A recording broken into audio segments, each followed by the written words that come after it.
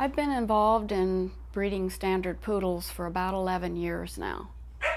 What got me involved was I saw a couple of beautiful black standard poodles at a restaurant, an outdoor restaurant one time. And I love very, very elegant things, and I thought I should have standard poodles. And that was the beginning. I got Priscilla. She was my first. And then, because of her exceptional quality, I decided to get a male. And the rest is history. I had never seen a puppy being born before, and I decided to have a litter. And 11 years has now passed, and I've had magnificent litters with various colors, and all standard poodles, however. Well, I chose poodles because they're clean. They call them the non-allergic dog. They don't shed at all. They have hair. They do not have fur. The way I breed my poodles and raise my poodles is the fact that they are completely respected. They are regimented, which makes them very, very calm. They get rocked. They're kept very, very clean. And with the routine that they are raised under, makes a beautiful, beautiful, well-grounded temperament in a dog. This is called my puppy room, and I also use it as a nursery. And this is where the puppies are raised. They have a beautiful little balcony out there once they're able to run around and walk around. I bring my free-form swimming pool in here for the puppies to be birthed in. That's where their home is for the first 3 or 4 weeks. And then I bring items, gates in, and I start the gates back here, and then as they grow and get more playful, I move the gates out so that they're curtailed and their routine is properly taken care of. I think that the type of person is a fairly well-rounded person that purchases a poodle. I have a lot of single men that purchase poodles that are well-educated. They like to take them running. A lot of these people live around the beaches or La Costa or Santa Monica. I think that perhaps a lot of these people think that, you know, the poodle is an elegant status symbol, which indeed they are. But I get a lot of families because the poodles are extremely wonderful around children. And they're non-vicious, they're quiet, but they love to play. They love to play ball and frisbee, just like you would have grown up and thought that a poodle was a circus dog. They're very, very talented dogs. Originally, they were bred for retrieving. They are deemed to be a water dog. They originated in Germany. Most people think that, you know, they're a French poodle, which is, of course, what they've been for many years. But during the French War, they took the poodles and had them retrieve. They retrieved ducks. They retrieved bodies from bodies of water during the French War.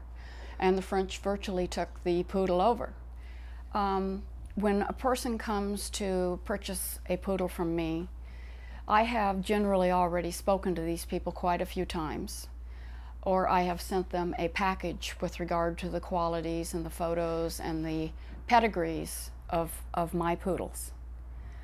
So I pretty much know the character of the person that I have spent quite a little bit of time with on the phone. Sometimes they want to bring the dog that they already own down to help choose the new puppy that's coming into the household, which I think is nice. They bring their children. They spend a lot of hours. We go up in the kitchen, we all get on the floor, and I bring out the puppies, and they can take hours choosing a puppy that's right for their family. The mental temperament of a poodle, or actually any puppy, is extremely important in that they have to be handled properly. We swaddle our puppies when they're young. They get rocked all the time. I will sit in their, I raise them in a free-form swimming pool while they're very, very young. And that is their environment. They become paper trained very, very rapidly because they know where their bed is, and they can, even when they're 3.5 weeks old and they can first start walking, and they'll walk little old men trying to learn how to stabilize themselves over to the paper. And the consistency and the fact that they're handled, they're not ever lifted up rapidly. They are raised up gently. Even when they have their first bath, they're never just dunked in the water. Their little feet go in first so that they get used to the water, and then they go in the rest of the way. And by the time they've had 1 or 2 baths, they virtually will fall asleep in their tub, which is the large kitchen sink, of course. I represent a very, very stable, well-grounded, calm puppy. Obviously a puppy that loves to play and can wrestle on the floor, but the puppies are never teased, they're never taunted. It's the stability that they're started out with. And this is the biggest compliment that I get back over the years, because I keep in very, very, very close communication with dozens of my puppy owners. Grooming is a poodle's life. It has to become something that is the rest of their life. I handle my puppies. Their little mouths are used to being touched. Their ears are used to being cleaned from the very, very beginning. Their little toenails, they're used to having their toenails clipped from early on. Now, when a puppy is a week old, their little fingernails are very, very, very sharp. So they learn to get their toenails cut, which I've cut plenty of toenails, thousands of them, I would say. And they sit there, they're very, very calm, they're accepting of it. You have to be very careful, you know, not to hurt them. They bond beautifully to their family. They bond to the other dogs. They bond to cats beautifully. Some of my puppies have their own cats. And they just get along very, very well. But the bonding is tremendous with a poodle. Girls and boy poodles get along exceptionally well. They get along with children, so they bond to their family. They are a family dog and they want to be around. They would not be happy if they were left outside all of the time. When people come to my home, they have generally already seen photos of my adult dogs and a lot of my puppies that I have photos of. So they know quite well what they're going to be seeing. I show them and provide them a file folder that has their eye certifications, their OFA, which is the Orthopedic Foundation for dogs, for their certification of their hips. I have a lot of different types of blood tests done. People ask questions about things that they really don't understand that can be explained. There is medical insurance that you can purchase for any dog. The vets are offering it. I have had the medical insurance and the experience with it for many, many years, long before most people started finding out about medical insurance. If the dog has an accident or is unfortunately hit by a car, which does happen, the medical insurance takes care of a lot of it.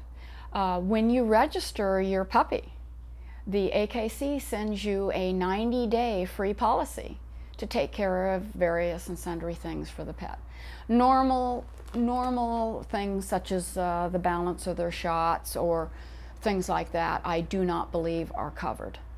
But it's interesting that they also are now offering a credit care, which is financing up to whatever your credit report will allow.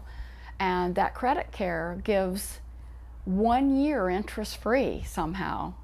They have it at the dentist. They have it at the vet now. So they're coming up with a lot of very interesting policies. I come home and the rest of my world goes away. You can be down and the dogs will bring you up. The dogs love to go places. The dogs get so much attention, which of course feeds my ego because of the pride that the puppies, the dogs, the beauty of them represent. They become an alter ego because I like elegant things, and people recognize that. Any pet can drive a person's life. Everyone should have a pet.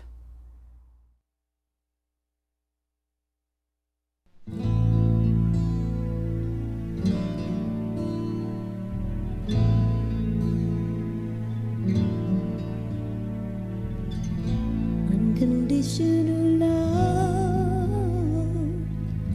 someone who appreciates me. Unconditional love, just my shadow in me. We go everywhere, his love's always there for me. Unconditional love, unconditionally.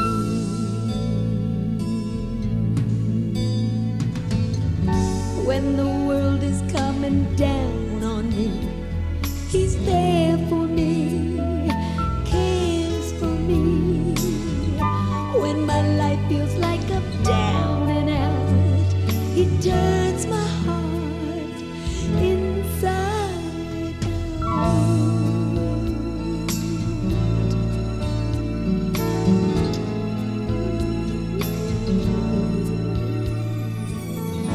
Unconditional